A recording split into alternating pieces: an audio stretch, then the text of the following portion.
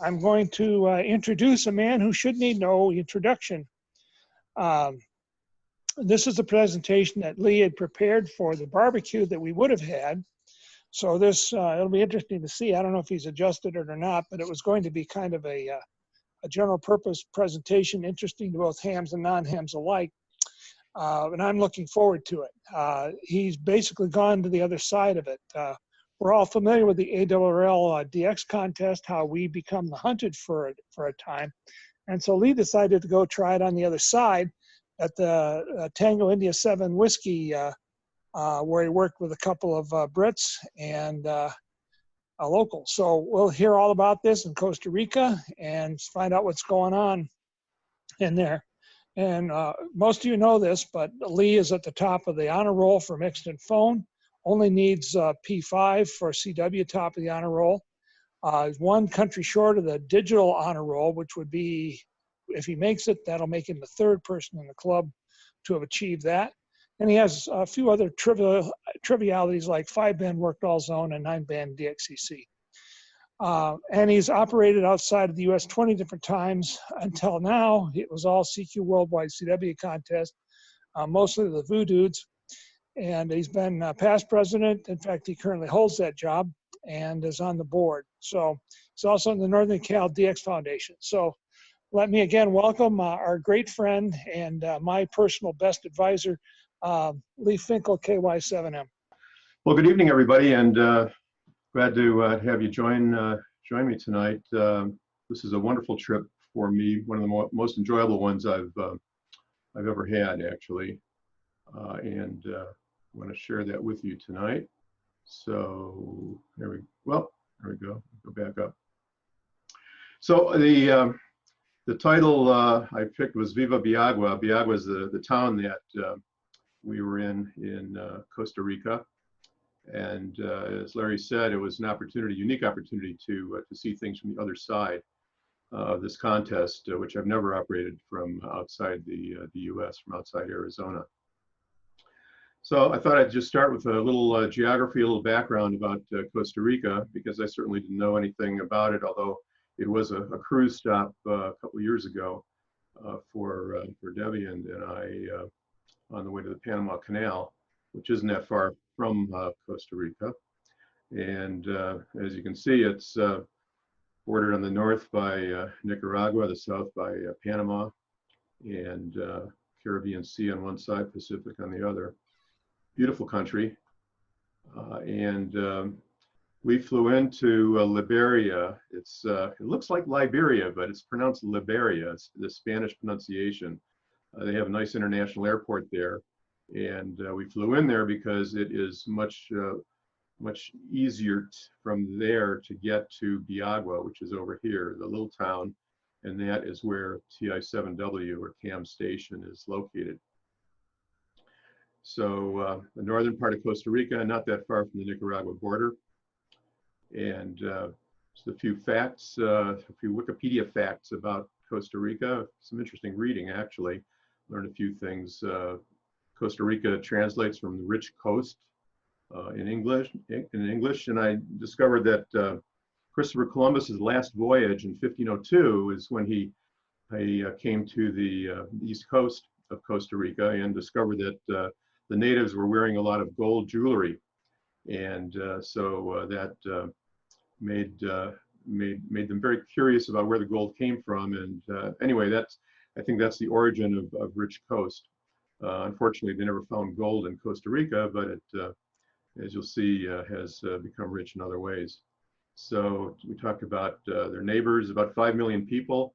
San Jose is the capital, right in the middle of the country, kind of on a plateau, and they have half the population in the surrounding area there.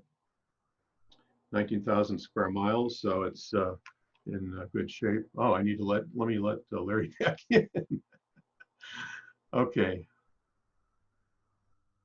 Okay, I just, Larry texted me to let me know he was waiting to get back in.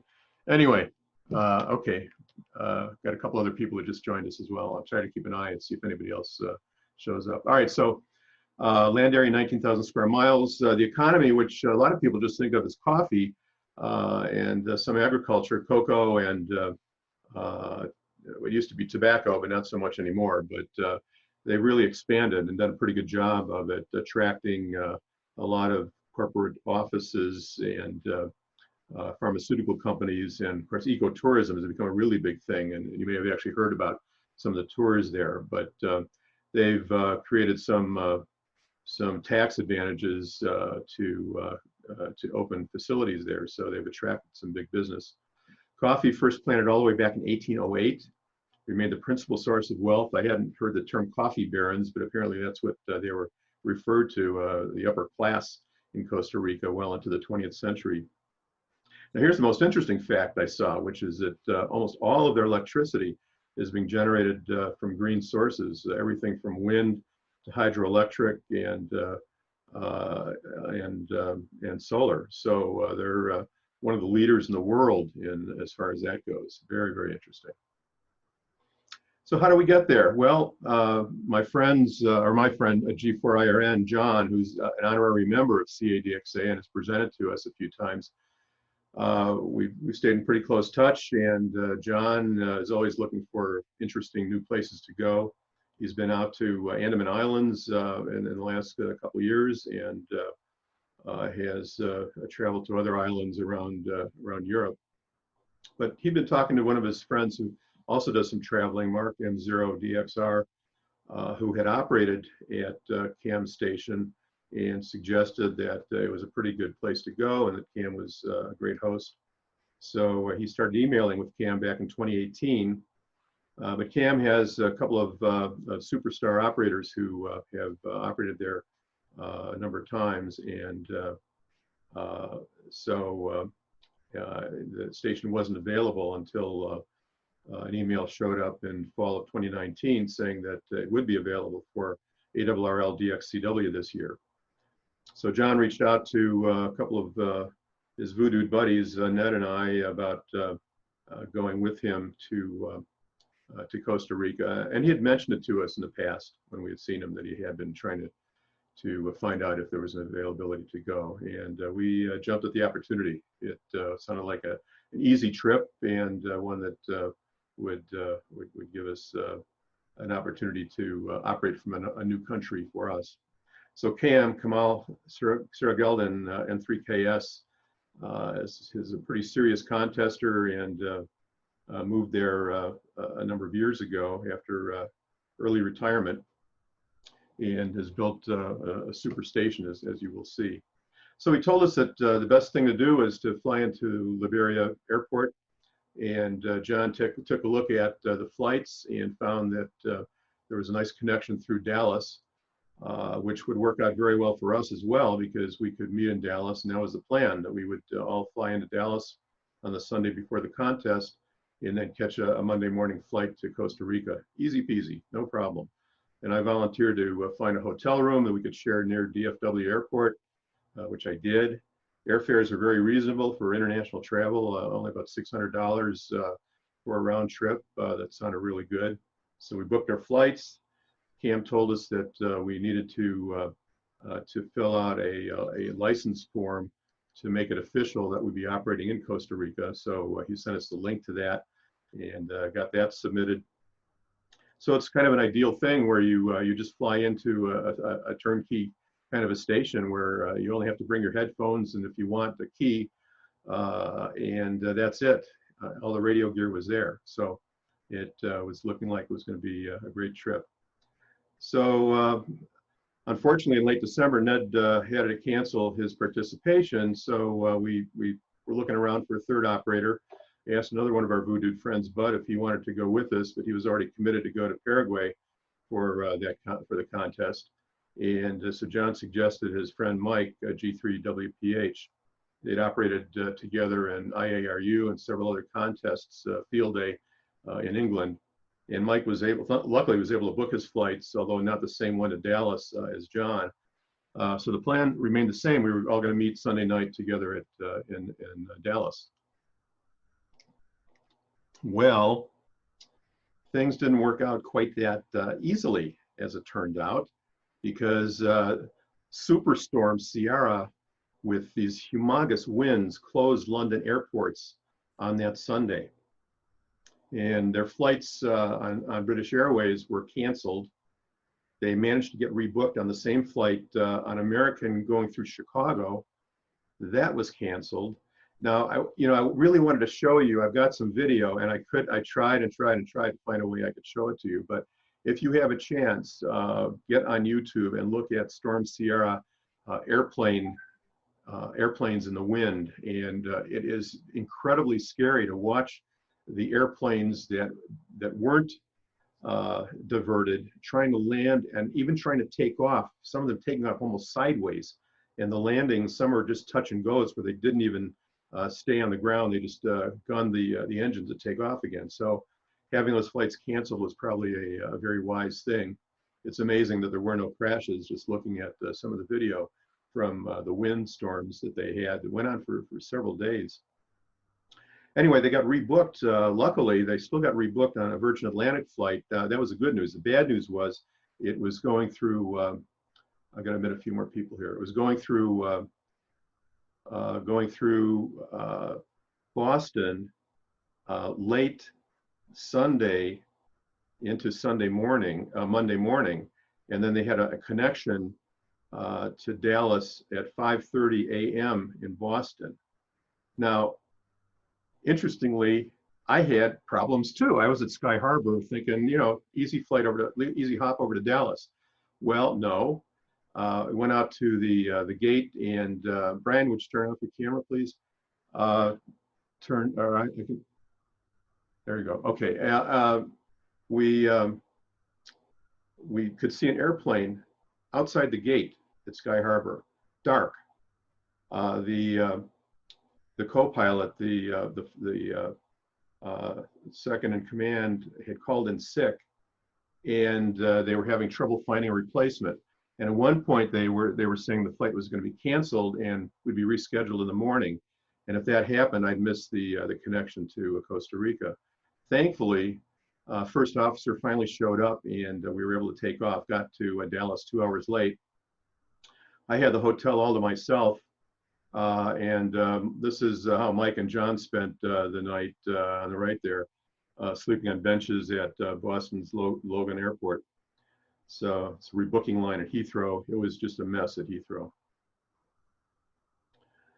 I ended up with some extra luggage that I hadn't expected, but Kam's, one of his 3 Flex 6600Ms had been damaged by lightning last year. And so he had asked if I would bring it back. Since I was the only one coming from the US, I was the obvious nominee to do that. He did warn me that customs in Costa Rica would be X-raying all the bags coming in, and that I might be questioned about it. And so there's some discussions about what value I would put on the Flex radio. Anyway, as it turned out, we just sailed through customs, didn't have any problem with it. Luckily, I was able to fit it into one of my wife's carry-on oversized computer bags, so I didn't even have any extra luggage charge to do that. So what do you do when you land in Costa Rica? Well, Kam said, hey, the local Walmart here is just down the road, so that's going to be our first stop. We had to pick up groceries because we were going to be taking care of our own breakfast and lunch. And so we'd be having dinner in beautiful downtown Bijagua, but needed to have our supplies. And of course, we had to have enough beer and wine to keep us very well lubricated for the week, especially for the Brits. They really enjoy their beer, not 3 times a day, but at least 2 times a day. So you can't see the beer in the shopping cart. I think it's at the bottom. We actually started with 2 carts. We can have one just for the beer, but we consolidated into just 1 cart. Driving to Kam's QTH, it was really smooth for a good part of the way. It's about an hour drive, not bad. And you're actually on the Pan American Highway at the beginning before you turn off to head up through some of the mountains to Bijagua. The last 5 miles are the most fun because it's unpaved, ruddy, you bounce along, and reminds me of some of the back roads in Arizona. And then we get to Kam's estate. I don't know how else to describe it. It's a gorgeous property.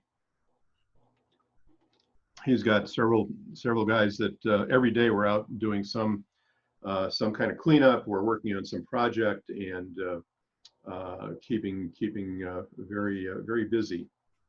And then also it's a Airbnb property, which you'll see it in a minute here. This is the road coming up, the driveway coming up from the road through a couple of electronically controlled gates that lead up, and then you're going down the driveway. It's a greenhouse there on the right. To the left, if you look closely, you'll see a couple of swings, little playground for his young children. And you can see one of the towers there in the background. So this is the main house, beautiful home. The ham shack is on the right behind the truck. You'll see plenty of pictures of that. This is on the right, the main room, the great room. We've got a nice kitchen, and there's a dining room table to the right there, and to the left, that you can't see, is a sitting area for watching TV.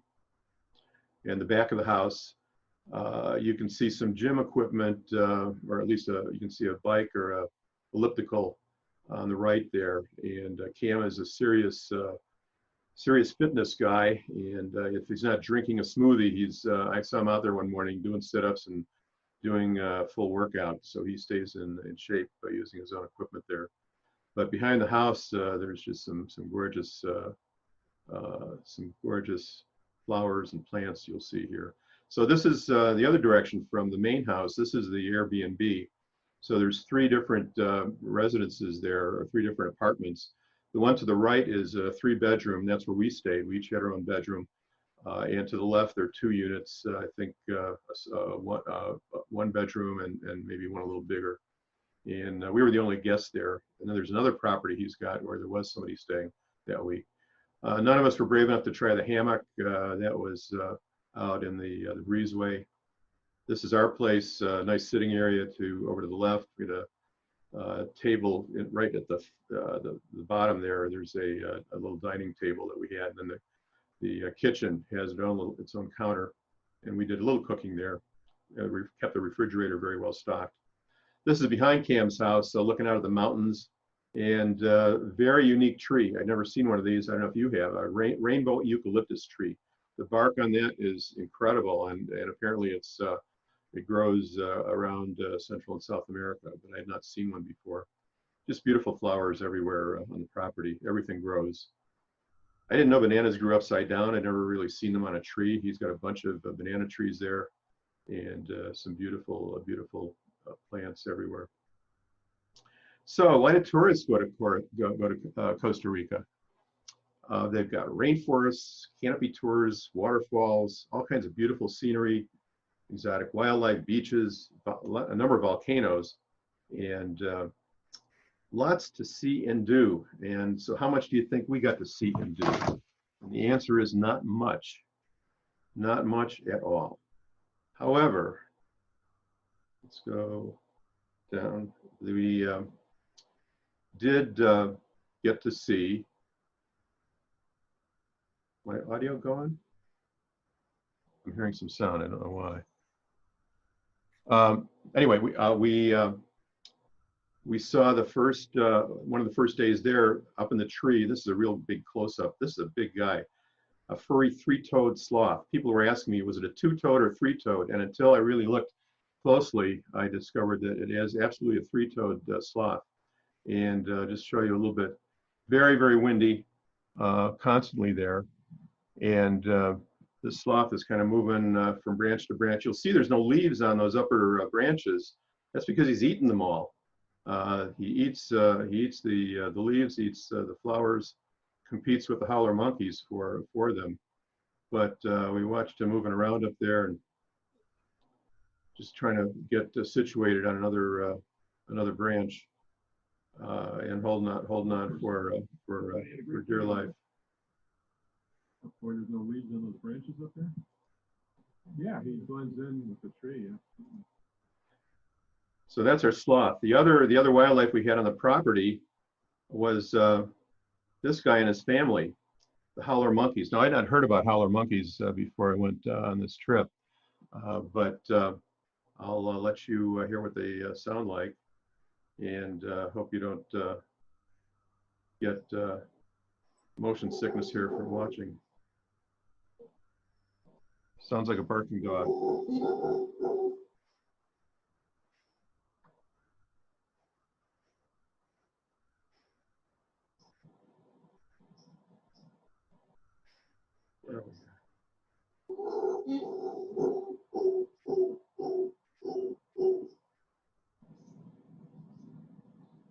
He's up in the tree here.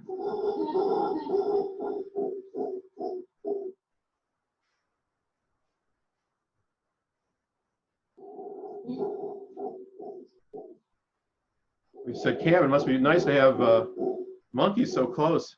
He said, yeah, except when they do this at 5 in the morning, I want to go out and shoot them. Get a few more yells here and we'll.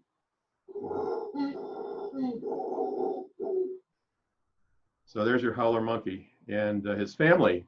Very pregnant spouse over here and one of the babies. John took some amazing pictures. He's got a wonderful camera. Took these amazing close-ups. There's a whole bunch that I'm not going to show you. And then he caught a toucan. There are a lot of beautiful birds, obviously. We're near the rainforest, so lots of beautiful birds out in the area. And catching any of them long enough to take a picture is a challenge, but he got this toucan right outside the shack one afternoon. So our first morning there, Kam is ready to give us our orientation on Tuesday morning. And Mike brought his single lever paddle with him. That's his preference. And here's Kam with one of his smoothies in his hand. And we're getting ready for our orientation. So here's a full shack view. And one of the things that we had never seen before is a 40-inch monitor, split screen. And with the ability for a mouse to go between screens. He's got a program that lets the mouse from either computer go between the two screens. So very unique kind of a setup, and gave us a little bit of a challenge to figure out how to work things with that. He's got a couple of little amplifiers, OM3501s. These can do up 3,500 watts with their GU78B tetrodes, but we never ran any illegal power. I can guarantee that, and he was actually pretty strict about that. So, but these things just loaf, as you can imagine, at 1,500. Then he had a couple of M-trons and I think some other amps that he had tried and had passed up because he liked the OM. So we got two stations. This is really set up for an SO2R, single op 2 radio station. So you've got I got somebody else waiting to get in here. It's set up with two stations. So station number 1, and right next to it on the right is going to be station number 2. So you've got the flex radio on each station. You got a power meter. There's an SO2R controller in the middle here. And antenna tuners, all kinds of antenna switches, and power supplies. He spent the first 10 or 15 minutes just going through how to turn things on. And I've actually got about 20 minutes of video I'm not going to show you of how you turn the station on. And when you have a station that's complicated, because there's plenty of antennas, that's what it looks like underneath. Quite a maze of cable. So when we talk about changing things for single op, for a multi-single, he says, well, you know, we'll get it set up, but if we want to do anything when we were there to make changes, it was you have to get behind here, and it's not going to be easy. But whatever we needed, he really helped with. So what do you do in terms of making everything, getting everything ready? I mean, you have to learn a station that you've never seen before. So these are the kinds of things. I mean, some real basic stuff. You know, what antenna is where, and how do you change it? Things were actually pretty simple because everything was fixed with stationed in Central America. You're just looking up at the US and Canada.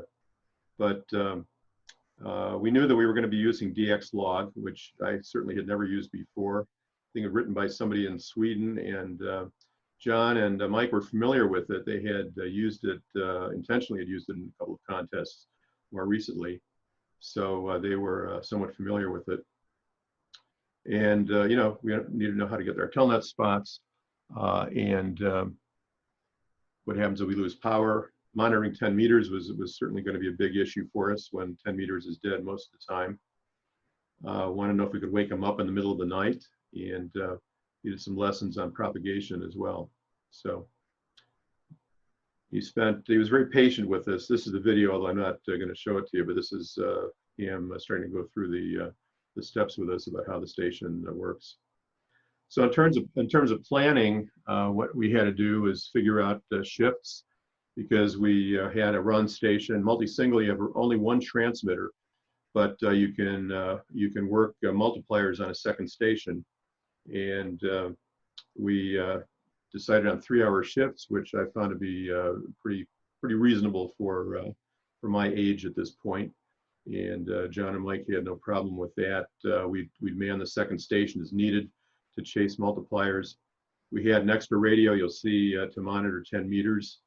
And the real hassle with multi-single is that you're only allowed 6 band changes per clock hour, and you have to pay attention to that. The logging program monitors it, so that's some assistance, but it really prohibits doing a whole lot of moving back and forth, especially at night, when you'd love to move people between 80 and 160, and even from 40 to 80 to 160.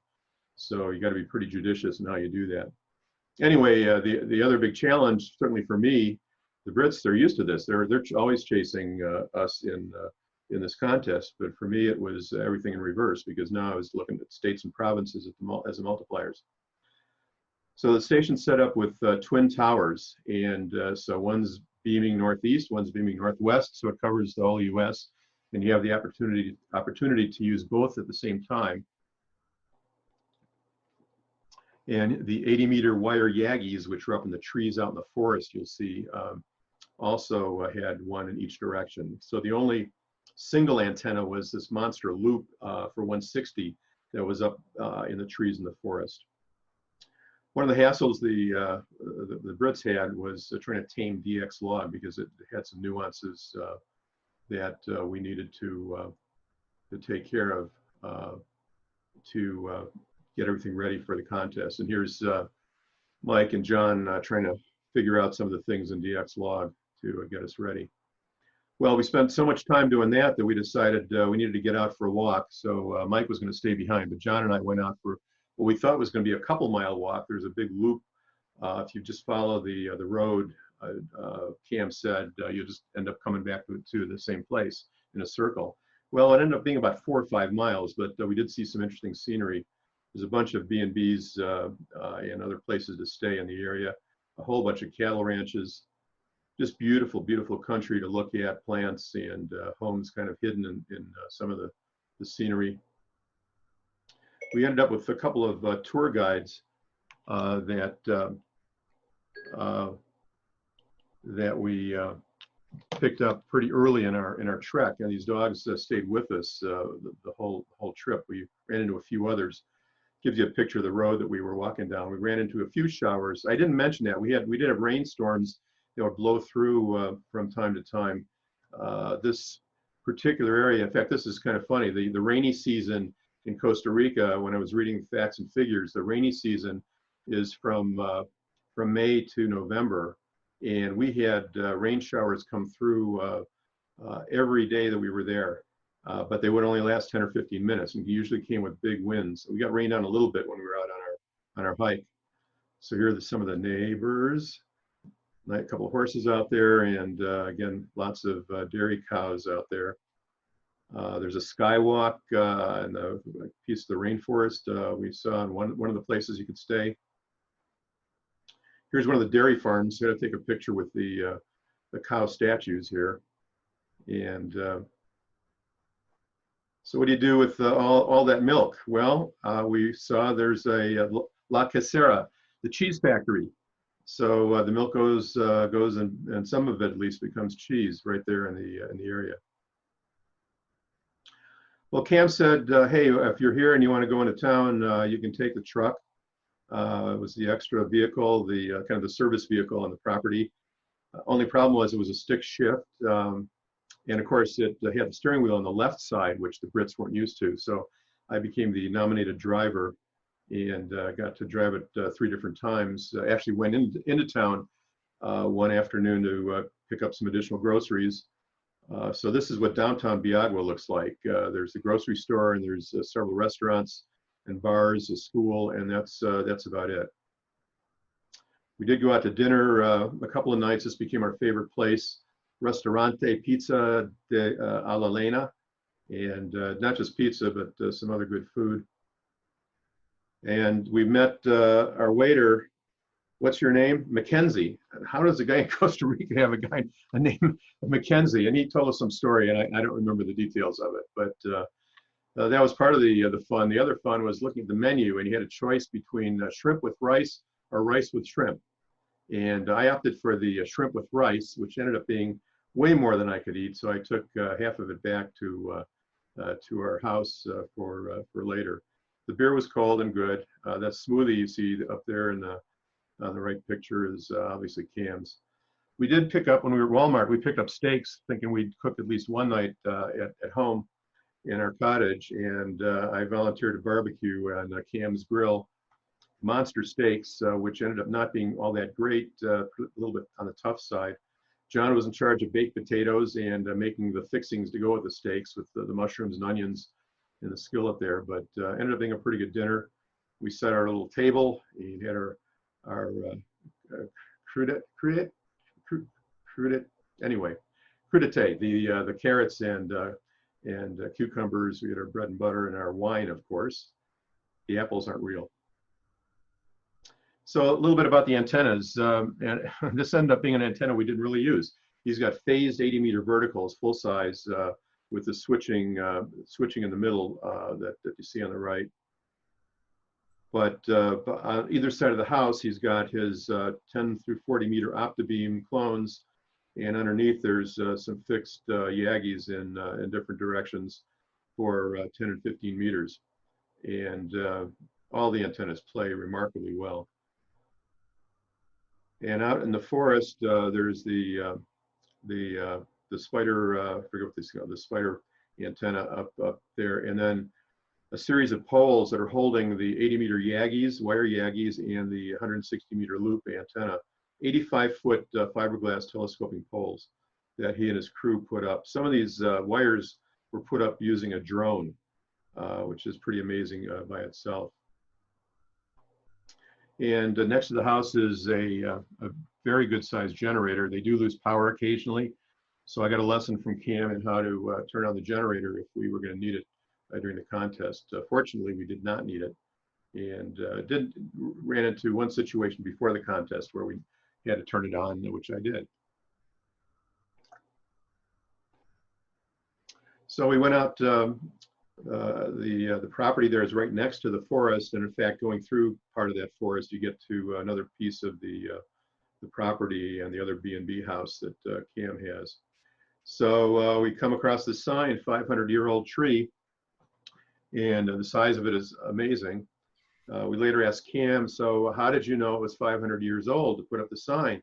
He said, well, the best guesses from the people we talked to were that it was between 400 and 600 years old. So we decided we just call it the 500-year-old tree. Okay, works for me. And you keep walking through the path, and we end up getting to this lookout mirador that has these amazing views of pasture land looking back at the mountains, just so lush. And I think you plant any kind of a seed, it's going to grow there. Before the contest, Berta, Kam's wife, prepared wonderful chili kind of soup for us. And so this is a table set at their house for our pre-contest dinner. We did some operating before the contest, obviously, to get used to the station. The Brits wanted to try to get on 160 to work their mates back in England. Got up early, a couple of actually stayed up midnight to try and work them at England sunrise. And I worked a bunch of folks back here in the States, probably 300 or 400 queues as a TI 5/KY7M, but had no trouble attracting a pileup. And I think this is before the contest, but we're both operating. We could operate 2 radios before the contest. So Mike is on one, I'm on the other. Just trying to get used to the flex, which we had never, none of us had ever touched a flex radio before. So the big challenge was turning on RIT without creating a new slice. You create slices of band to monitor. So we had to get a few lessons on how to just use the RIT. And here you see the guys going at it in the contest. You can tell it's this, the one on the right, you can tell is in the contest because on the left side of the screen, you'll see our multiplier a window there on the upper right corner. It's got all the bands and all of the states and provinces are listed there. And we had, by the end of the contest, we had almost everything checked. We did very well on our multipliers. So let's get into some of the details in terms of the contest itself. It started at 6 o'clock local time. That was 0 Zulu in Costa Rica, which is the same as central time. It's directly south of central US. So you're getting close to sunset, and Kam said, well, you get on 20 meters and you just stay there as long as you can, and you're gonna have to go to 40 when 20 dies. So John was leading off, G4IRN, and we wanted to try partner mode, which is something we'd always talked about, but we actually spent time figuring out how to do it in DX log. In fact, that's one of the things that took some time. But the idea is that the partner listens on another set of headphones to the same frequency, and ideally is picking out different calls and listing them on the left side of the computer screen. And then with a couple of keystrokes, John could bring one of those down into the log and help his rate with calls that he wasn't copying right away. But it turned out we were hearing the same calls, and I really wasn't helping. So after I don't know, half an hour or so, we decided it wasn't worth the effort. So he was on his own, but he still managed 177 Qs the first hour and 199 the second hour on 40. Spent some time on 80 and 160 in the third hour. And by the time I got it, for hour number 4, we already had 542 Qs in the log. Kam also told us, you know, the big competition for us is going to be ZF1A and Cayman, and we didn't know there'd be PJ4 really active as well. But he was in touch with the guys at ZF1, and so I don't know if he actually had a bet with them or not, but he told us that the difference maker for us would be mults on 160 and on 10 meters. So we wanted us to spend as much time as possible to work on 160. And so I spent a lot of time going back and forth between 40, 80, and 160. And we had over 1,000 Qs when I handed it off to Mike to do the midnight shift. So the morning comes, and you hang out on 40 until 20 meters opens. But the challenge then is, remember, we're down in Central America. Everybody in Arizona and East Coast, anybody is looking at Europe. They all have their beams pointed east. So the challenge is to attract attention and try to get some rate going on 20 meters, on 20 meters, with people seeing spots and looking down at Costa Rica for a multiplier. We were the only active station, as far as I know, down in Costa Rica. And then the other challenge is going to be 15 meters, which is I think most of you know, doesn't open all that often these days. You know, was it going to open at all, or we would be stuck with the whole world on 20 meters. But luckily it did open, and we had some really good hours there. We jumped over there once, worked everybody we could. You know, one of the problems is people don't think it's open up in the US, so they don't even look. But the word got around, and John had this amazing hour. And we've seen this at PJ2T and other places I've been, where if you just hit it right, 15 meters can just be the perfect band. And when 10 meters is open, you get the same kind of effect.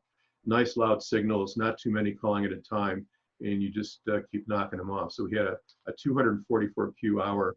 That wasn't a clock hour, but it was a 60-minute period. That was the best of any of us in the contest. And 10 meters never opened for us on that first day. Very disappointing. But we still ended up with 3,400 cues, 284 multipliers. We thought it was a really great start. And then the second night, you know, we've worked everybody pretty much. So the rate starts going down, down, down. And you just hang on and try to work as many of the mults as you can on 80 and 160. So the good news was that we get to the second day and 10 meters does open. We had that third flex radio that I had brought back was our monitor, and we started to see some blips. So we were watching, worked a few stations, a few of the louder stations, back to 15, back to 10 meters, ended up over 4 hours with 163 cues on 10 meters and 31 multipliers, which was just invaluable. And we thought, well, maybe if the guys at ZF1A didn't get the opening, we'll beat them. And so that was our hope. Well, we found out later that they had a little bit of an opening on day one we never got, and their opening on day two was even better. And I just heard an anecdote. One of our friends, the Outlaws group, N6WIN, who's building a superstation out near Wickenburg, was down there with the ZF1A crew, and N6MJ, who's one of these wonderkin superstar operators who's been in WRTC, I think has won it, was on the team there. And apparently, according to N6WIN, was a bit despondent because they weren't doing the rates he had thought on the first day. He thought that that TI7W was going to beat them. And all of a sudden, their 10-meter monitor lit up, and he ended up being asked to run it for all it was worth because he was the most skilled operator they had. And as you'll see in the final results, that was a difference maker for them. But we still we're happy with the opening and happy with the result. We ended up with 5,300 cues, 329 mults, which was as good as anybody, and a 5.3 million score. So we thought we had done very well, and we were really impressed, especially on the low bands, because 80 and 160 are also difference makers. If you can manage the noise and have a strong signal, it makes a big difference in the score. So those wire yagis in the trees and the loop for 160 were really impressive performers for us. Only had a couple of minor emergencies where we had to get Kam to help us. I think one log problem, but nothing serious. We managed right through it.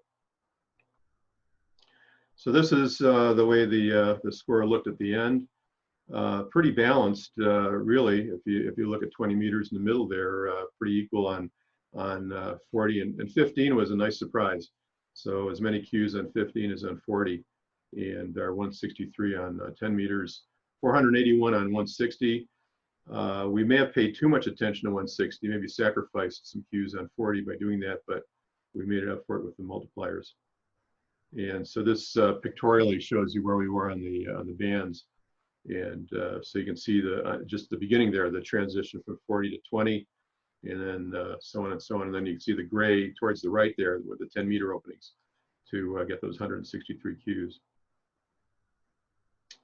And this is how the claim scores is stacked up. So ZF1A, same number of mults, but they had 750 or so cues more than us. And then P40L kind of edges out for second place. But we just, we're holding on to third at the moment. Final log checking will determine if we stay there ahead of VP5K. We try to emphasize accuracy, so I think we'll be okay with it. Certainly happy with that. So just a few reflections. You know, other than the travel nightmares we had, we really had a great time. Kam and Berta were amazing hosts. They took care of us. Berta is the one who came running up and said, "Hey, the monkeys are here. Go see the monkeys." And that's the first time we went out to see the howler monkeys. Lodging was certainly very comfortable, plenty to eat. And, you know, you have to consider the fact that we had not seen the station before. So you got a new location, radios we'd never operated before, no sunspots, software that was challenging to get set up. And despite all that, we did very well. The ZF1A crew had been down there before. They were very familiar with that station. So that was another advantage they had over us. So one of the interesting things Sunday afternoon was that we were joined by one of Kam's new friends, a young man who works for the local power company. And this guy, Freddie, has helped Kam fix local noise issues. Really fascinated with ham radio. And he was sitting there wearing some headphones, listening. I don't know how much Morse code he could copy, but he was kind of just listening to us operating. And then we invited him to go to dinner with us. And you'll see a picture of him here in a minute. Now we have a tradition, voodoo tradition, that Mike wanted to make sure that we preserved, and certainly invited Kam, who's not a big drinker, to join us. Not that I'm a big drinker either, but he brought a bottle of scotch along so that we could have our voodoo toast after the contest. I think we waited and did that after dinner, actually, so we could drive into town and back without any problem. But we did have our scotch celebration. But this is the dinner celebration back at the pizza restaurant. That's Freddie behind Kam on the right there. Wonderful guy, and shared a lot of stories with him about the hobby, and hope that he will get his license. And here's our team picture. And we'll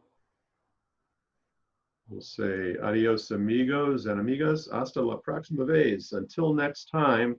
And we got our monkey, our hauler friend, the baby, saying 73. And that is the show.